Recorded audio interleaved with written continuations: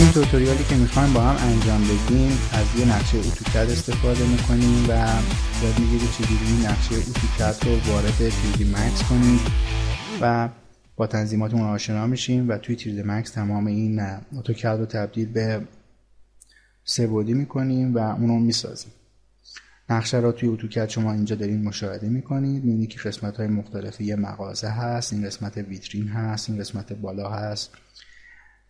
روی هر قسمت از دیوار، روی هر کدوم از دیوارهاش یه سری از قفسه‌های مختلف چیده میشه که این قفسه‌ها رو یاد میگیرید چجوری بسازید. و این قسمت سقف هست که سقف مدلدار هست و این قسمت پیشخون. و توی 3D Max فایل نهایی ما به این صورت میشه که اینجا میبینید این مغازه رو قسمت‌های مختلفش رو من اینجا نشون میدم. این دکور هست که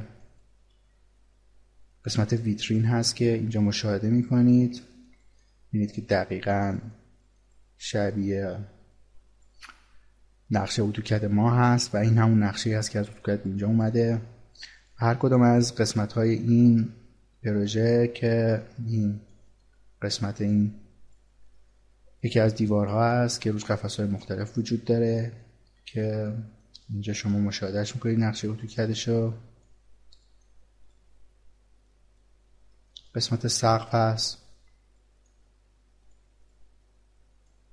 و قسمت های دیگه که وجود داره و این هم قسمت پیشخون یا ویترین که اینجا شما مشاهده میکنید.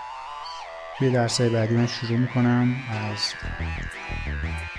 وارد کردن نقشه اتوکد به 3D Max و ساخت این پروژه.